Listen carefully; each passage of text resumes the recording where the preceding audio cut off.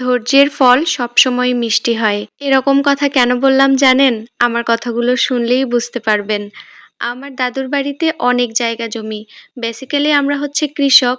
ধানের সিজনে ধান হয়, আম বাগান আছে, আমের সিজনে আম হয়।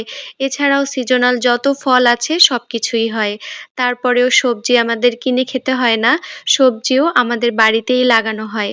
কিন্তু এমন একটা সময় ছিল যখন চোখের সামনে আম, জাম, কাঁঠাল, লিচু সব সিজনাল সবজি দেখতে পেতাম ঠিকই, খেতে না পেরে সবাই বিক্রি করতো ঠিকই, কিন্তু আমাদের মানে কোনো সবজি বা ফলে হাত দেওয়ার কোনো অধিকার ছিল না। আমার তো অল্প কয়েক বছর বিয়ে হয়েছে, কিন্তু আম্মু এই এক চোখামি অনেক দিন ধরে দেখে এসেছে।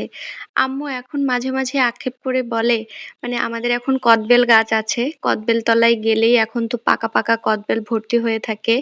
তো আম্মু আক্ষেপ করে বলে যে এমন একটা সময় ছিল, একটা কদবেলের জন্য অনেক ভোরবেলা উঠে তলায় যেতাম, যে কেউ ঘুম থেকে ওঠার আগে যদি একটা কদবেল পাওয়া যায়। আসলে কে ভালো মানুষ বা খারাপ মানুষ বা কে কার হক মেরে খেয়েছে সেই প্রসঙ্গে যাচ্ছি না, তবে এগুলো চোখের সামনে দেখা এবং সহ্য করা খুবই কষ্টদায়ক। আলহামদুলিল্লাহ, আমি তো প্রথমেই বললাম ধৈর্যের ফল মিষ্টি হয়। আম্মু ধৈর্য ধরেছে, এখন নিজের হাতে সবজি লাগায়। আমাদের তো সবজি তেমন একটা কিনে খেতেই হয় না, পাশাপাশি আম্মু বিক্রিও করতে পারে। যেমন আজকে সকালবেলা একটা দাদু এসেছিল কলা কিনতে, তো আম্মু এতগুলো কলা তো আসলে খাওয়া যাবে না, এজন্য কিছুটা বিক্রি করে দিল। কিছু কিছু ঘটনা চোখে আঙুল দিয়ে দেখিয়ে দেয়, শুধু ধৈর্য এবং আল্লাহর উপর ভরসা রাখলে দিন সবারই আসে। হয়তো কাঁচা টাকার মুখ দেখে বা কখনো রূপের অহংকারে, টাকার অহংকারে মানুষ মানুষকে গণ্য করে না, তুচ্ছ জ্ঞান করে। কিন্তু সময় বদলাতে না আসলে বেশি একটা মানে সময় লাগে না।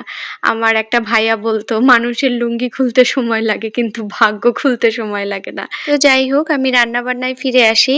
একদিকে কাতলা মাছ ভাজি করেছি, আর এখানে কাতলা মাছে অনেকটা ডিম হয়েছিল, সেই ডিমটা দিয়ে বড়া বানাবো। পেঁয়াজ কুচি, রসুন বাটা, আদা বাটা, কাঁচামরিচ কুচি, হলুদ, লবণ, ধনিয়ার গুঁড়া, জিরার গুঁড়া, যত ধরনের মশলা হাতের সামনে পেয়েছি সবকিছু দিয়ে খুব সুন্দর করে পেঁয়াজটা মাখিয়ে নিব।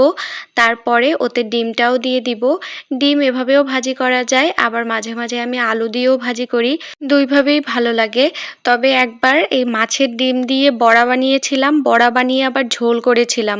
মানে ইউটিউবে ভিডিও দেখে তারপরে এই রেসিপি ট্রাই করেছিলাম। বিশ্বাস করুন, খেতে একদমই ভালো হয়নি। বড়াগুলো এত পরিমাণ শক্ত হয়ে গিয়েছিল, তার উপরে মানে কোনো রকম টেস্টই পাইনি। জানি না আমার রান্নার ভুল ছিল নাকি মাছের ডিমের ভুল ছিল নাকি সেই ভিডিওর ভুল ছিল। তো যাই হোক, এখানে আমি রান্নাটাও করে নিচ্ছি। আর রান্না করেছিলাম আম ডাল। আমের সিজনে তো এখন আমরা সবাই ফ্রিজে আম সংরক্ষণ করে রাখি, কাঁচা আম। এরকম অফ সিজনে আম ডাল খেতে কিন্তু বেশ ভালো লাগে। তো এই তো আজকে এখানেই বিদায় নিচ্ছি। ইনশাল্লাহ আপনাদের সাথে আমার দেখা হয়ে যাবে নেক্সট ভিডিওতে।